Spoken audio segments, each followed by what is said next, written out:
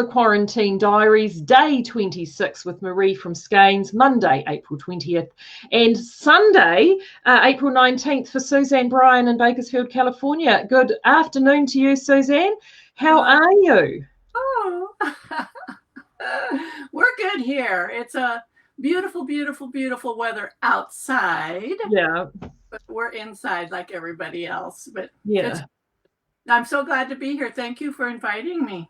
Oh, no, it's been so wonderful. Suzanne and I have been talking previously across this year. We've been talking about Knit August Nights, about hopefully getting you across for that in future events. And then with the insanity that has since popped up, here we are again. So we thought this is a perfect opportunity to catch up and chat. And for all of my people that don't know Suzanne, I've mentioned Suzanne a number of times on the Quarantine Diaries. And Suzanne, I have to admit, from a technique perspective, you have saved my life more than once. But why don't you explain, particularly to my viewers, who you are? And Charles gave you a brief introduction a few weeks back, but just remind everybody who you are and what it is that you do across there. Well, a long story or a short story? We've got all the time in the world, Suzanne. Well, I've always been a knitter, and I've done a lot of other crafts too, but knitting is what I've always come back to since I was small. I learned how to crochet. I think I was in kindergarten. My babysitter taught me how to crochet, and I learned to knit after that. Nobody in my family knit, but I wanted to learn because my grandmother had this beautiful garter stitch burgundy wool shawl blanket that was on the back of her couch since I could remember. And whenever I spent time at my grandma's, I was always cuddle up in that, and I just loved it, and it was knit. And that's what made me want to learn how to knit. Her cousin had made it for her. But anyway, so I went, had my normal life, married, children, all that. And when I was getting ready to retire from my profession, and I'm a type A personality, so I'm go, go, go all the time. What am I going to do when I retire? I do want to retire, but what am I going to do? Yeah. Well, I'll enlarge my knitting life. And that's when I started thinking about becoming a master knitter, which I had heard about. And I talked about it for several years. My daughter finally purchased the first level for me as a Christmas present in 2007. So that's when I dove in. And what I loved about it, because my whole knitting life, and I think everybody else is pretty much like this too, you pick up a little bit here from this thing that you knitted, and you learn something from this thing that you knitted, and you kind of, it's just piecemeal. You pick up here and there, but there's no structured method to you learning. So I had learned one cast on. That's the only cast on I knew. I used it for everything. One way to bind off. I didn't even know there was another way. You know what I mean? So the Master Hand Knitting Program is a stepwise approach from the very beginning in a structured process through to the end, and not just making stitches, but the history, all the research, how to write about knitting, how to write directions so someone else can replicate what you're doing. And believe me, that is not easy to do. Try to write how to do a 2-color Italian cast on without pictures. Yeah. So I went through that, and I made a lot of cool friends, and I ended up being on the review committee of reviewing other people. So I got to see a lot of knitting from all over the world. That's where I really learned about fixing mistakes. When you're looking at someone else's knitting and you see that it's not correct, you have to be able to figure out why is it not correct and how to replicate it and how to fix it to teach them. So that got me into writing articles, and all that, and teaching. And that's when I made my first YouTube video. The very first article I wrote for Cast On Magazine was about double knitting. And I wanted to use the 2-color Italian cast on. And writing it out is not easy. So I thought, well, I'll just make a little video to help out. I had never made a knitting video before, ever. So I made that video, and Didn't think anything of it, never looked at YouTube, never looked to see what happened to my video because I had just made it for a purpose. Yeah. Get back sometime later, and there were a lot of people who had watched it and made comments and stuff. And then I thought, and I started getting into more teaching. So that's how the YouTube channel started. And that has been wonderful. So fun. Oh my God. I love making videos. Yeah. And I don't particularly watch other people's videos because I've done a ton of research, not through YouTube, but through books. And because of being a reviewer on the Master Hand Knitting Committee and all the work that I did in that, I have a pretty good self-awareness of how to do things. I want to do it my way. Not that my way is different, but I want it to be me, not a copy of someone else. Yeah, and it's more authentic too when it's yours. Like, I mean, I'm the same as well. So many people said to me, "Do you watch other podcasts?" And I'm like, very few. I mean, I watch Friends, but because it's I have the way that I do things, and which is unscripted and generally quite I mean, you mentioned before you have a YouTube channel. You have YouTube channels, plural. You have more than one. And I was just about to say mine is very off the cuff, which is why I adore yours so much, because yours is called Suzanne Off the Cuff, which is an interview series. So as well as the techniques, you actually have a chat where you get to know people and do that as well. Yeah. And I think knitting too, it's funny with knitting. I mean, it does tend to attract type A personalities. So many knitters, I mean, I'm a type A personality, so for me it's a happy place, but I think it certainly fits our personality type, that's for sure. So one of the things now you mentioned before Cast On magazine, so that magazine I know is the magazine of the Master Knitters Association, is that right? The Knitting Guild Association. Knitting Guild Association. And I think that magazine comes with membership. Is that correct? Yes. Exactly. Right. The membership, I believe, is $25 a year, which is a pittance. Yeah. And you get 4 magazines a year. They're digital. Yeah. But there's no advertisement in them. And they're totally educational. So the fee that covers the cost of the magazines is the membership. Yeah. So they don't have to run ads in the magazine to cover the expenses. So it's full of educational things. And what's really cool is when you are a member, if you get on the tkga.org website, they have an online index of all the articles in the magazine going back years and years. So if you're doing research, you can get on there and look for those, you can screen through the articles.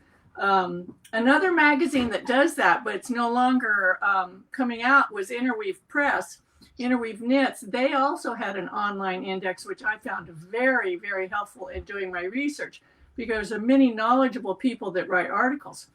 Vogue Knitting is another magazine, and they always have the articles by Meg Swanson in there, but they have no index.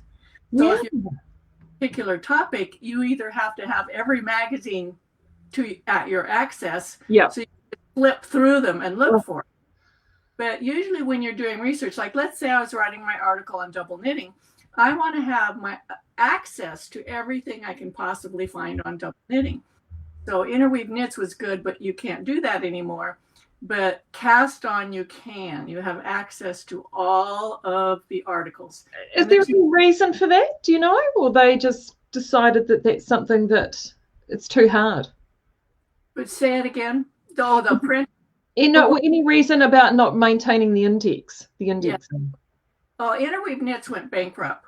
Yeah, and I don't know the particulars, the ins and outs, but it was a good magazine. But I have this whole shelf next to me. These are all knitting research books. These are not pattern. Yeah. And I have every Interweave Knits issue, but I don't use them for patterns. I use them for research. Some educational articles in them, and some of them are really, really good. That's how you learn things. And what I like about magazines, good magazines, Interweave Knits does this, Cast On does it for sure, is they have a little references after the article. Where to get their information. And then I would follow those leads. Yeah. Following it, it's a rabbit hole that you get into, but Yep. you learn everything about what you're looking at. Yeah, actually, and that was one of the things I talked about on the show here yesterday. Was I had some of the magazines, I had a British magazine, but just sort of saying, because so many people, particularly through the early 2000s and or even 90s, because Interweave's been around since then, you'd have these magazines at home, you sit them on a shelf and you don't actually go back and reference them anytime soon. But actually, you already, when you're in this lockdown situation, you don't need to instantly jump online to look for that referencing. You may already have it at your fingertips. And so I've been actually trying to encourage people to go back and pick up books that they have on their library shelves at home and actually start re-looking at them, because it's amazing the number of times that you'll look at something and you'll think, gosh, you know, I wasn't necessarily prepared to understand that technique then, but I am actually, you know, on my knitting journey has moved on, I am actually able to look at that technique now. This is a good example. Okay, Fair Isle Knitting, Starmore. She has patterns in here, but she also, it's things, but she has things in here. If you read the book instead of just looking at the picture, she tells the history of Fair Isle Knitting, which most people skip over that section. Yeah. You know, not going to read that. They want to go look at the pictures and the patterns. And she tells the history. Yeah. And she tells how to make a Fair Isle jumper or cardigan. She tells how to make your own. But you know, I had that book. I never read those parts. No. I just looked at the charts. But since I started the Master Hand Knitting program and learned how to do research, I already had some. Of course, my library exploded after that. But before that, I still had a lot of books that had good reference material in them, but I had never noticed it before. Or noticed. Yeah. And I mean, I have obviously having the mill, but also a retail store. One of the things I quite often notice, you get a lot of knitters coming in and they'll have a very clear picture in their mind of the pattern or what it is that they want to make. So then they'll go to the library or they'll be on Ravelry and they'll spend hours and hours and hours trying to find that exact thing. And the reality of it is often that exact thing doesn't actually exist. And so often I will say to them, well, why don't you just find something that's close to that and adapt it, or even start from scratch? And they look at me like, I can't do that. It's like, actually, you'll be surprised to know that you can. I mean, I talked about it a few days ago, that for me, I've got a husband who is a power lifter, so he does like a lot of weightlifting, and I started making sweaters for him from patterns, and then it got to a point that those patterns weren't working anymore because his body shape was not the typical body shape that went with the pattern. So if I wanted to make him anything, I needed to modify it. And actually, have I got the notebook? Yes, I do. And so one of the things I talked about, and I actually referenced to your, I love the tutorial you have around picking up stitches around for necklines and sleeves. And I, learned something there in terms of like the two different ways in terms of an SSK, then snaking around the pickup, or a knit two together, maintaining the soldiers in a row. And if you're doing colour work, you don't want to be snaking around the outside, which is generally the way I've always done it. And I thought, well, actually, we're doing so much more colour work now. Colour work is the thing. Yeah, it's something that you wouldn't think of normally. Like, oh, cool. Yeah. And so when it comes to people like, I've been talking about, that, the basic, let's face it, that is about as a basic a sweater template that one will ever get. Right. And this is what I love about what you've got. And I've just been posting up a whole bunch of links in the comments, is you, for me, are somebody who gives a knitter the tools to be able to take them the next step on that journey, and actually to show them that they do have the knowledge. They just need to be sort of pointed in the right direction. And your videos are a great place to start for that, but also your Ravelry, on your Ravelry store, you have not only patterns there, which often will link back to a technique that you've discussed, so you then can go to that pattern and practice that technique and master it, but you also have tutorials there too. So I mean, in terms of a journey, if you've got somebody that has that question, they come to you and they go, I'm trying to find the sweater and I want to do this cabling or this color work, I mean, how do you explain to them, well, actually you can do it and this is how you go about it? Right. And actually that's why like I don't consider myself a designer at all. I am not a designer, but I do design things as vehicles for my tutorials. Mm-hmm. And all of my tutorials are to enable you to create your own thing from scratch. And how do you go about it? Like I have Mm. one tutorial that's about lace, and it starts out with making something that's square or rectangular and Yeah. adding, and then making a triangle, and then making a half circle, making a circle, making a crescent, making an asymmetrical shape. So walk through every single type of lace shaping and how you would do increases and decreases and how you would incorporate a pattern into it. Mm-hmm. How do you add stitches to the edge of a chart and Yeah. maintain a pattern? So the things that I designed for that were really simple, but it gives people the ability to extrapolate to Yeah. make the same thing with garments. So when I have my tutorials, I start out with a shape. So if someone came to me and they wanted to make a sweater, first of all, I say, what kind of a sweater? Is it going to be raglan? Is it going to be drop shoulder? Is it going to be set in sleeves, bottom up, top down? And then you can simply make a drawing just like you did on your Yeah. sketch there. And you knit a swatch with your desired yarn. You figure out your stitch and row gauge, Yeah. and you plug it into your measurements. So a lot of my videos have to do with taking your own measurements and how to convert those to your schematic. So you draw your own schematic based upon your measurements. Yes. You do your own swatch, so you don't have to follow anybody else's gauge. Mm-hmm. Your own gauge, as long as you like the fabric you're creating, and then you fill in the design. You put it in. And I Yeah. do talk about, like, if you want to put cables in, balancing them top and bottom, side to side, those types of things that are aesthetically pleasing. But it's way more simple than you think it Yeah. is. It is, and once a person experiences that and does one for themselves, it opens up a whole new world of knitting to them, a whole new world. Absolutely. They will look at the cover of a magazine and they'll say, I like that sweater, but I think I'd rather make it raglan sleeves. And they know they can do that. Mm. They do that. So, that's how people used to knit a long time Mm. ago, were written patterns.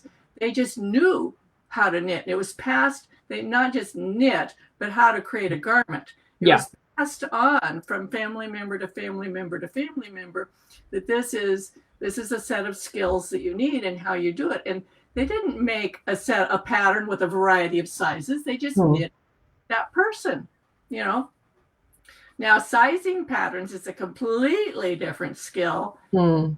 I hate, and people often ask me to teach that. And I do understand spreadsheets and Excel and all of that, and that's what it requires. It requires wants to do spreadsheets and Excel. To me, that's not fun. Yeah, well, because it's is it Erica Knight? It's one of them who's really mathematical, and they will do like one sample and then extrapolate out all the sizings mathematically from there. See, my eyes just glaze over when that happens. I mean, to be fair, I did talk about the other day basic knit maths with this, just in terms of working out basic knit maths from a gauge swatch, particularly if you're altering or substituting yarns from, if you've got a pattern written in double knitting and you want to put it into a bulky yarn or back the other way into a full ply of fingering, how you can actually make basic mathematic alterations, very simple percentage alterations to do that. That's about the extent of I'll do that. But in terms of resizing, I know I've done that because I've written patterns that have been published in Cast On Magazine. You have to size them, so I know how to do that, but it's not fun for me. So I try to avoid that. That's why I teach people how to knit for themselves. Like you're saying, yarn substitution. That's a skill that's wonderful to have, and that's the beginning of knitting for yourself. Let's say this pattern here was knit in worsted weight yarn, but you want to knit it in fingering weight, and this is fingering. Okay.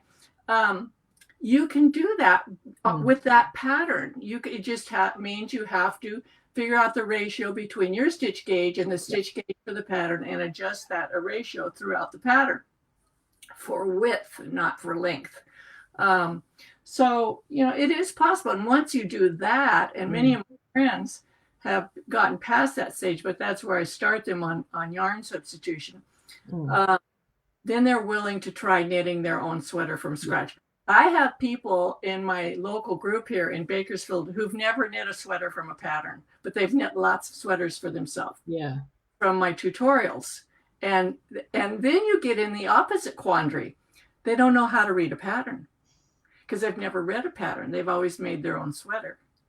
So then they're doing somebody else's design and they go, what does she mean by that? What is that? You know? So I fall into this trap all the time. So I will see a pattern and I think, oh, I like the look of that. But I don't necessarily like the yarn, or because, you know, we're down here and I have a mill, I want to use yarn that we make. So then I'll substitute out. And a lot of what I make ends up as samples in our store. So I drive our operations manager absolutely crazy because I will see a pattern and I think, oh, yes, I'm going to knit that. And the first thing she'll say to me is knit the first one as it's written. Yes. Because I'm just knowing I'm the queen of modifications. I'll get through and I'm like, oh, what was she on when she wrote that? Oh, I don't know what he wrote that. I don't like that. And I'll change it. Get frustrated because their project doesn't turn out looking like your project. No, and I do it all the time. And so, yeah, it's because I'm not a standard shape, and I'm larger. And so for me, I mean, I started with yarn substitution purely as a necessity for our retail and our work, and being able to, because we back then we had so few domestically available New Zealand written patterns. I mean, there were just very, very few. So everything had to be substituted in, and most of ours at that stage we were getting primarily out of the US, and then the UK, and some books out of the US, and then of course we've got to sort of translate them from American to UK, which is our standard down here. So we have sort of that side of things as well. So for me, it was being able to, once you understood the substitution and how different yarns react, then once you got those patterns, I'm dreadful. I looked at my sizing and I'm thinking, oh, I love that, but it only goes up to X number of inches. This is not going to work for me. So how do I extrapolate that out? Or I'd look at it with ease, and it will be a certain amount of positive ease, or negative ease, which will be perfect for this half of my body, but the bottom half, not so much. So how do you make those modifications? Yes. I actually have videos on stuff like that. I actually have my friends who are a variety of sizes, and I show how to measure them. I have one that's on yokes. I have several with different people's sizes. So how do you adjust for size differences? Because like you say, the pattern, scope, and size, but like, for example, just because you have a large bust doesn't mean you have large shoulders. Exactly. Large arms. Yeah. And shoulder, and did you find too, for people, they will do a measurement and they'll take the measurement in the wrong place on the bust to start with, and then they will start knitting a pattern and it's slipping off shoulders. I did that for years until I figured out that, A, I was taking the measurement in the wrong place, and B, I needed to make adjustments for the shoulder shaping. Exactly. So the shoulders are the most important part. The whole sweater is going to hang from that. And if you get this part looking good, especially if you're knitting top down, if you're big knitting top down, it's not easier, but it's going to work out better because you can make adjustments as you try it on. And so you're going to bring your arms down like this, but let me stand up, change my computer a little bit. But as you come down here, instead of bringing the sleeve cap straight down this way, you're going to start expanding it out and giving some extra fabric for your bust, because you can't add all that extra fabrics all of a sudden under the armpit, because you want your arm to be the right size for you. So you would do your shoulders just like this, and you see many commercial made garments for people with large busts will also have a tent at the top for the shoulders. That is not flattering. So if you have your smaller shoulders, which everybody's shoulders they don't get wider. People's shoulders don't get wider. They stay the same. So you would just come down, you would add stitches to the body as you come down and so that your armhole is the correct armhole when you're done to accept the sleeve. So I teach a lot of that. And I've been very, very fortunate that my local knitting ladies use them as guinea pigs. The first few years that I did tutorials, I did not do them online. For a long time, I did them in my living room, and I would invite my knitting friends over, and I would have 14, 16, 18 ladies in the front room stripped down to their bras and measure each other. And we always started the exact same way, no matter if you'd measured yourself before or not, because you'll find every single time you measure yourself, you're going to get slightly different measurements. And depending on the bra you wear and all that time of the day, the time of the month, the time of the year. So we would always start with taking measurements, and then we would knit our swatch, and we would draw our schematics. And I even went so far as I got 1-inch graph paper, and we would take their little schematic and make it life size on paper, and then cut it out of a jersey type material, sew it together, and put it on and see what it looked like before we started knitting. And that was a real eye-opener for everybody. But I also learned from doing that, because I learned how to fit a variety of body sizes on real people. Some people have a short trunk, you know. Some people have a long trunk, but they have really big arms, but they're not around the trunk. Or some people are really large-breasted, but they have skinny arms, you know. Skinny arms, you also have a shallower armpit, because your armpit is a direct extension of the diameter of your arm. So then you learn how deep to make your arm side so that it fits your sleeve, you know, so you don't end up with your fabric in your armpit. Anyway, go on back forever and ever and ever. No, well, I know. So Stephen Berger, actually, it's one of the things that he's really hot on, is in terms of knitting to shape as opposed to knitting to pattern. So one of the things I know in one of the tutorials he has this scrap of, when I was at Stitches, I was helping him with his setup. And so I'd be doing the setup in the class, and I came across literally this piece of jersey fabric, and I thought it was a rag that he was using to sort of cover his face because we'd have to do the hair and have everything look just, you know, Stephen. And I didn't realize what this thing was. I was like, oh, what's this rag? Throw it back in the case. And he was like, now where's my template? Template? What's this template you speak of, Stephen? Oh, the rag, is that what you're talking about? And he does the same, you know. He has, because he loves a lot of free flowing and free form shapes.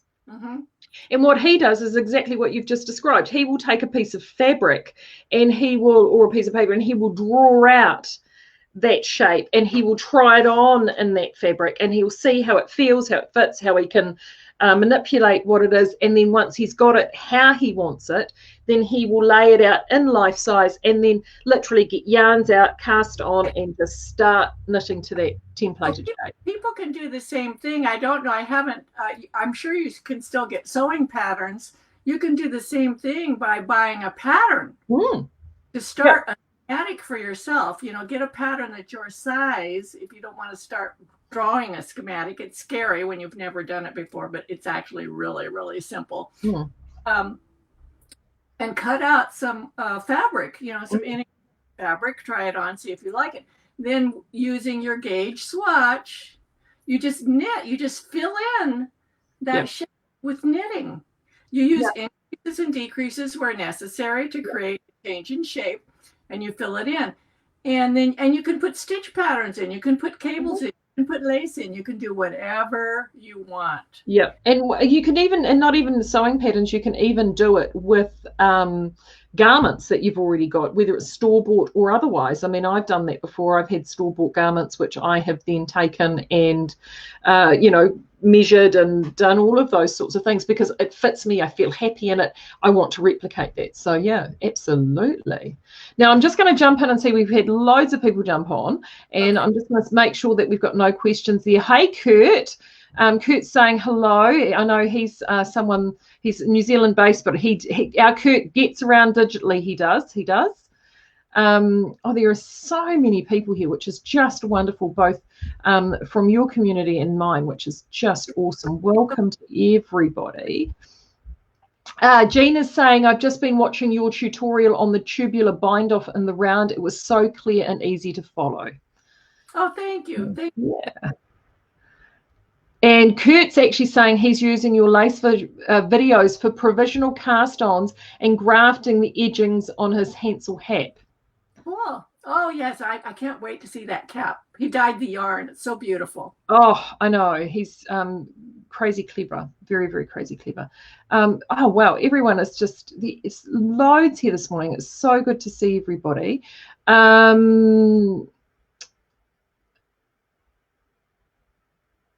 Oh, we've just, so, okay, we've got some questions here in terms about us selling yarn, which I'll just address again today. So is it true that we're selling wool again? I heard that through a women's group last night. Louise, we were.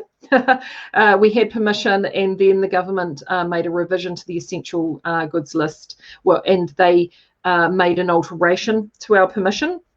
So we are selling blankets only. However, 4 o'clock this afternoon is when the announcement is going to be made. And yes, as soon as level 3 has been announced, which hopefully, fingers crossed, will be at 4 this afternoon, we will be back selling our full range of products again.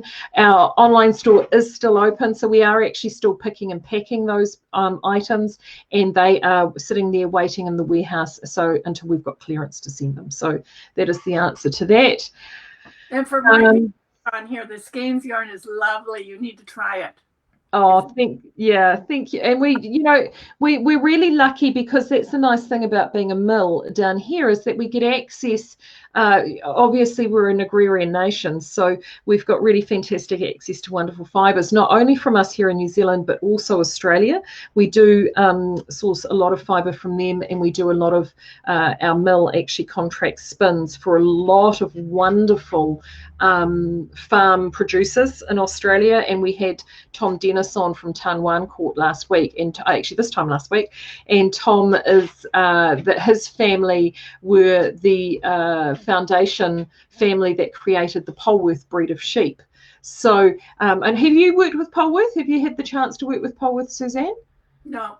It is wonderful. It's in a simplistic explanation, it is a cross between a merino and a Lincoln sheep.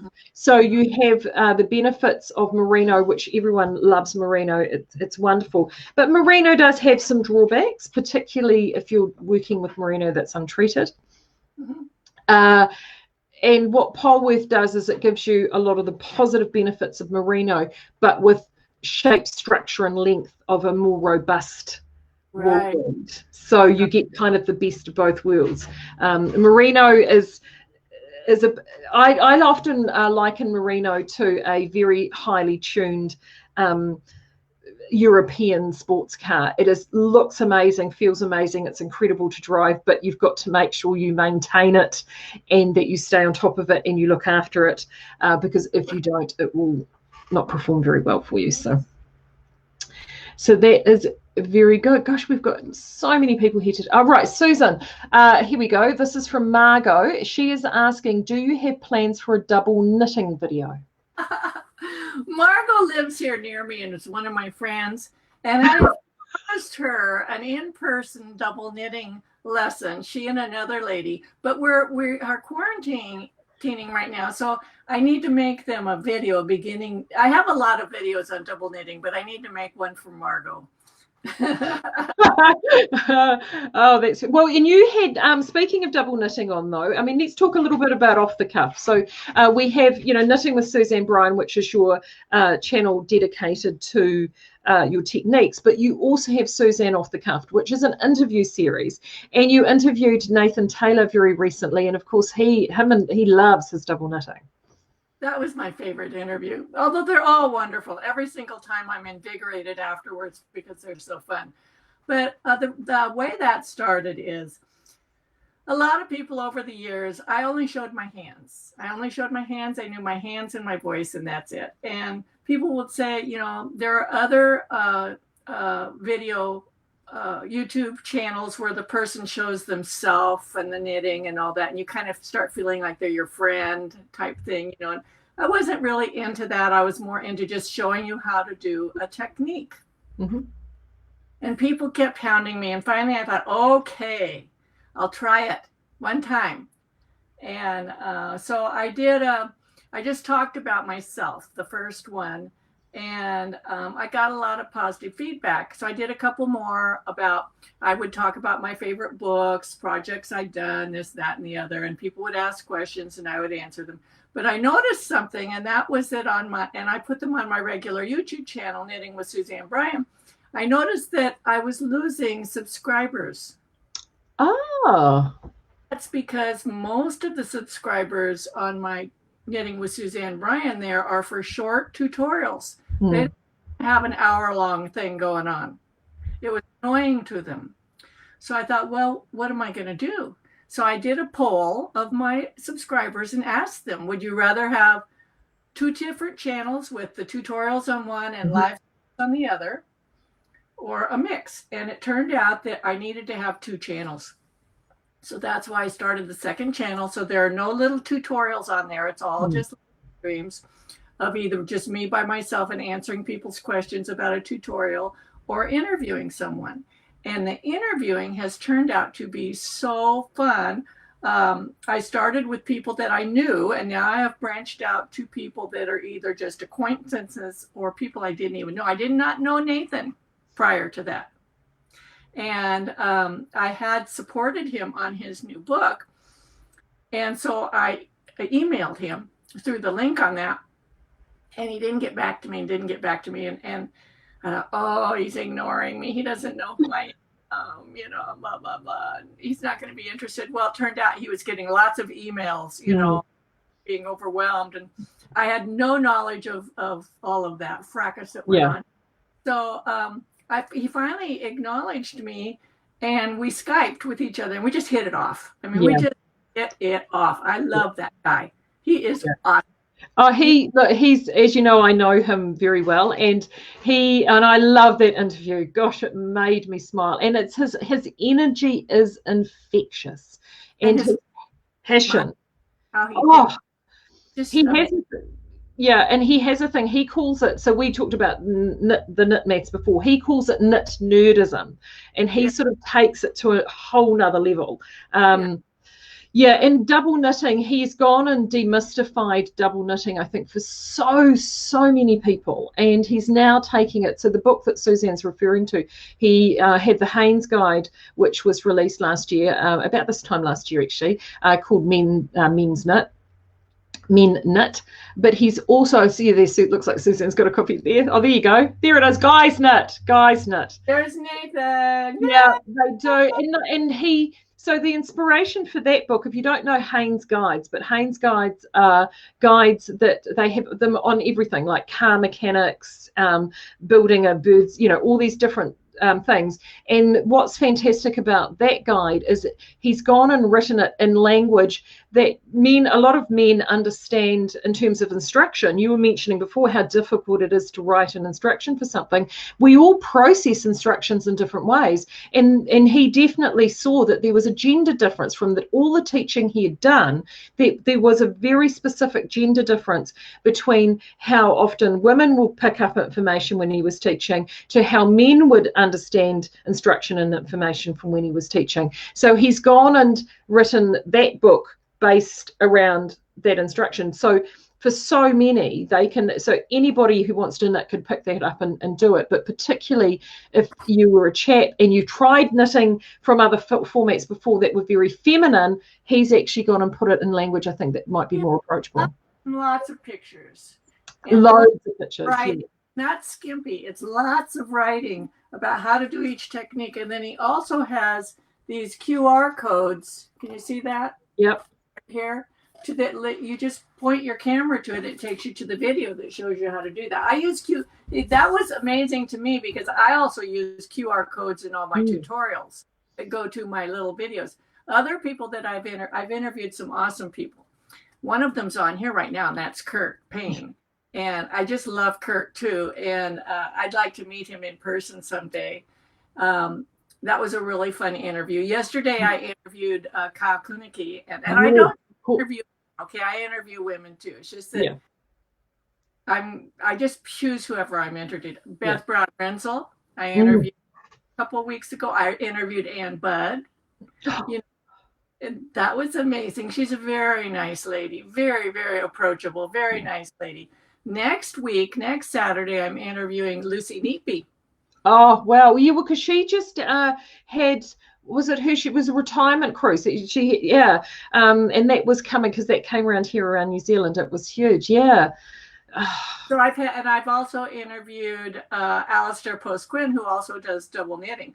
So once I interview Lucy, I haven't talked to her about this yet, and I hope she doesn't see this before I interview her, but I'm going to ask her, once I develop a rapport with her, I'm going to ask her if she will do a threesome with her and Nathan and Alistair all on at the same time talking about knitting, because they all approach it from a different angle. Yep. You know? And this is what's, I think, the incredible resource is that depending on how you learn or how you understand a different technique, there'll be somebody that will give you that eureka moment. And that's what I love about, in the role that I have now between Knit August Nights and Skeins, that I've gotten to meet so many incredible people, and you learn and pick up things all the time. Like I've learned things from Nathan. I was like, oh, I'd never have done that way before. Stephen, I have to say, is somebody you get that. He appears like a firecracker, but some of the things that I've learned from him, I'm like, okay, hold on. My mind's just been blown. Just give me a second here. I just need to process that. Stephen is a genius. And the thing, he has his persona that he does, of being wild and crazy. But underneath that persona, he is a genius. Oh, I like that. Smart. Yeah, seriously smart. I wasn't crazy about his persona, and that really threw me off for a long time until I was involved in a function with him where I had to work with him as a person rather than as his persona. And he is amazing. Totally amazing. That would be a good person to interview. Yes. I had him on a couple of weeks ago because he's cooped up at home with his mum in Minnesota. And so, and we just, what I like about all these different personalities is that you're able to bring and get inspiration from a variety. Like when I had Charles on. In fact, Charles was one of the very first interviews, and we did it by phone. And one of the things that he talked about, and we've actually re-looked at this theme again and again and again.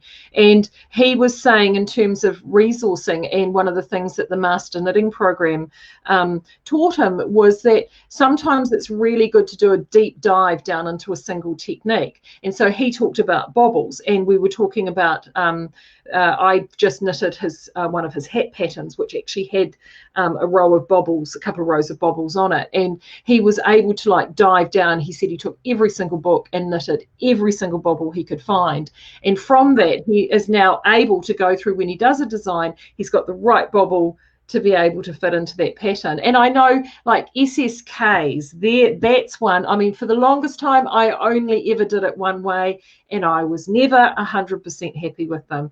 When I discovered that there are just a myriad of ways that you can do them, and how different yarns and textures and positioning on a piece of knitting can change with that one simple technique, it's like, oh, mind blown. Exactly.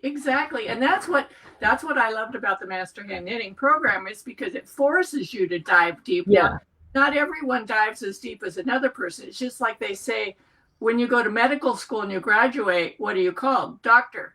Whether you graduate at the top of your class or the bottom of your class, you're still a doctor. So the Master Hand Knitting program is the same way. You can dive in as deep as you want, as long as you fulfill the requirements they have. Well, I dove in all the way. I jumped head first all the way into the pool and just tried to absorb as much as I possibly could. And I still do that. I still use that every single day. Speaking about bobbles, I did teach a class here locally on bobbles. I started out with seed stitch because it makes a little bump. Yeah. I did moss stitch. It's a little bit bigger bump. And then moved to bobbles and did all the different types of bobbles, and then did noops. And so they learned all the different ways to make a bump on the front of your fabric. That was really that was a fun class. I should do that one again. Yeah. Thank you, Kurt. He's just popped up Charles's hat link in the comments for us. Actually, let's dive into that for a second. You just said before you started with seed stitch and then moss stitch. Now in New Zealand we have that as the same thing and interchangeable. It is obviously not. Oh yeah, yeah, that would work too. You know. Yeah. So Judy asked me to show what I'm working on, and this is my current double knitting project. But it's going very slowly because my whole family's living here with. I mean, my daughter and her whole family are living at my house right now. But this is Nathan's Il Barato. Mm. Wow. It's a little. This is the halfway mark. I'm right at the half. But the funnest thing about this, not just the double knitting, is playing the different colors against and seeing what effect you get. That's really fun. This is really kind of a swatch for me because my ultimate plan is I'm going to knit a vest for myself, a double knit vest. And so I'm playing with the different colors to see. I'm like you're a redhead. I'm a redhead. Yeah. We're completely different colors than everybody else. Yeah. So I really like this orange and yellow here. Yeah, isn't it funny? It's the first thing I was drawn to with yellow. Ooh. I really like the yellow and the turquoise together, so I'm playing with them to see what I'm going to use for my vest. So yeah. And again, it's all those sorts of techniques. Like I know one of the patterns that you had that I really love the look of, and it's so much fun if you've got different yarns and you want to play around, is you've got a short row sort of a scarf. Talk about that a little bit more. The sock, they're called those are fun. And let me tell you, that took a long time to figure out because you need to have the circumference around your foot that you want. I don't have them in this room, or I'd hold them up to show you. So you have to figure out do that stitch pattern and come out with the correct circumference of the sock. Yeah. And I think I came out that I needed 72 stitches or something. I don't remember for a woman's medium-sized sock, which normally I use 60 stitches. So the short rows kind of constricted it a little bit. Mm-hmm.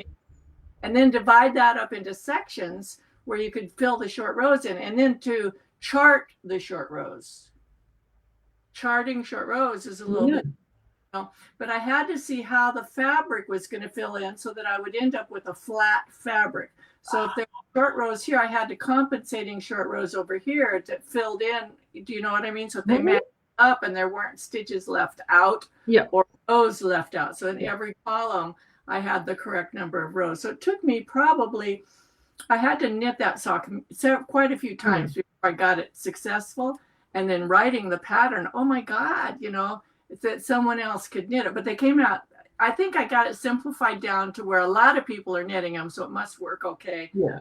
And it's the cutest pattern, but it's good for yarn that is self-striping. Yeah. That like if you were knitting a sock, you would get 8 or 10 rows of the same color before it would change to the next colorway.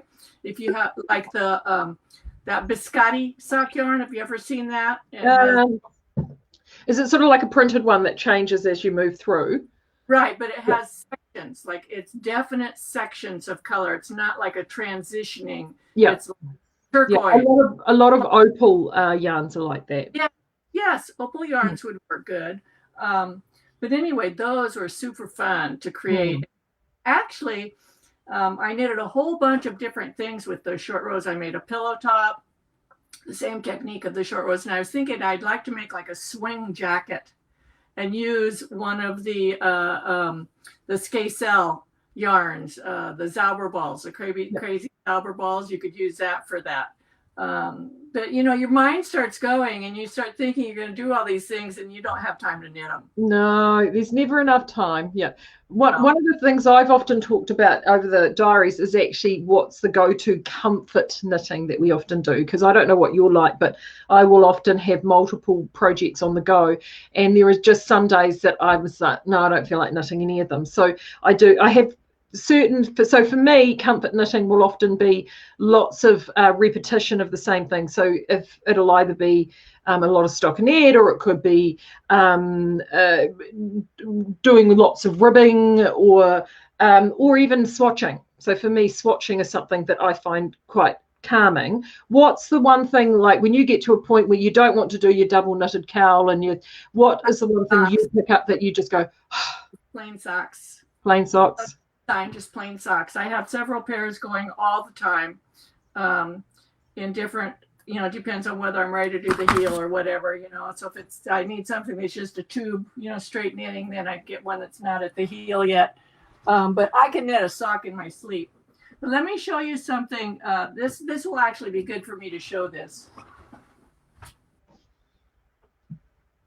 This is a project that I started about this time last year, but then it just went on the wayside. And what I did is I have these 2 yarns. Mm-hmm. This one is non-superwash worsted wool. Yep. This is from the same company and the same wool, but superwash. And I had a local yarn store, Ron, dye it for me so I could differentiate the two because they look exactly the same. Yeah. So I knitted 6 swatches of each one. I think they're like 30 stitches wide by 60 rows or something like that. They're all exactly the same. And I weighed them to make sure they're the same. They're all exactly the same. And what I'm going to do is a variety of things as far as blocking. So right now, I've been sitting here for a year. You can see they're still all curled up. I'm going to compare, for example, a lot of people will knit a sweater and it's too small, so I'll block it to fit. Yeah. Right. So I'm going to, one of them, I will just block to the size it needs to be. Then one, I will stretch it as far as it'll go while it's wet. Mm-hmm. And then I'll record it day by day by day as it shrinks back down, which it will. Mm-hmm. And how far does it shrink down? How does it compare to the other block swatch? Then I will have another one that I'll block same way, and I'll unravel it and reknit it without, and then block it. And how does that compare to the standard block? Then I'll do another one where I block it, I unravel it, I recondition the yarn, and then knit it so that we can compare that. Another one will be not blocking it, just leaving it like this, unraveling it and reknitting it. And it's like that. And then these will be all exactly the same in the superwash. I will do the exact same things. Mm-hmm. So I don't know that I can make a video. It might end up being on my blog. I actually have a blog too. It's called Knitting Bryan. I don't use it very often, but I use it for that type of project where it's just picture heavy. Yeah. Video. This isn't something you can show on a video. It's something pictures. But because you hear a lot, first of all, a lot of people will knit something and rip the yarn out and reknit. Yeah. Yeah. And realize that it completely changes everything. Yeah. It changes. I've seen people rip a sleeve out or half of a sleeve out and then start back up again, and there's a line, and these stitches don't look anything at all like these stitches. They look complete. They say, oh, well, it'll block out. No, it won't. No, it doesn't. I'm really interested. So the superwash yarn you've got there, just as me with my technical hat on, is it is it shrink treated fiber or machine washable treated yarn? This is machine washable.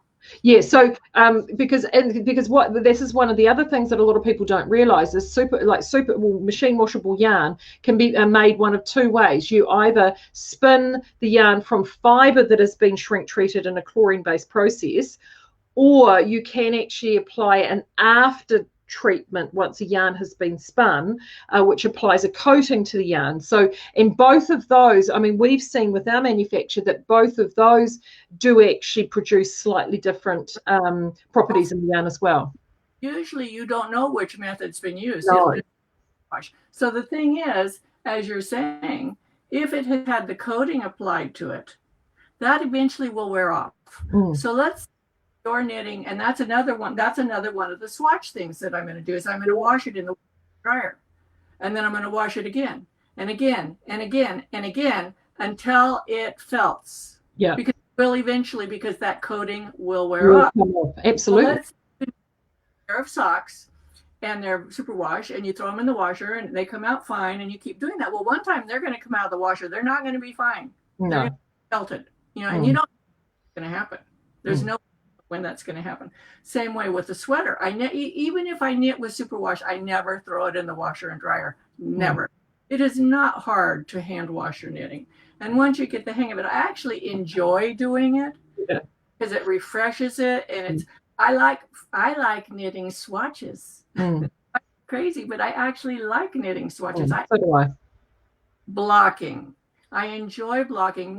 I like seaming. Most people hate seaming, but once you learn how to do it correctly, so nice. Oh, I'm sorry. A perfectly executed mattress stitch, I think, is a thing of glory. The what is? A perfectly executed mattress stitch. Yes, yes. And once you learn how to do that, it's like Kitchener. Oh, you know, in the beginning, you have to read the directions every single time you do it. But after it sinks in as to what is actually happening, you don't have to read the directions anymore, and you can make a perfectly Kitchener toe because what is it that you're doing with the yarn? Seaming is the same way, or doing a Kitchener seam is the same way. Any seam is like that. As long as when you understand it and know the mechanics and why you're doing it, they come out beautiful. Kurt is saying, Suzanne, are you painting the wall behind you? What is that wall? Oh, the swatch? Oh, yeah. So that is, I thought it was a trick of the light. Is if you've got a swatch on the wall behind you? About painting this room that color. Trust Kurt to notice that. There's such a Kurt thing to notice. He doesn't miss anything. He's got an eye for detail.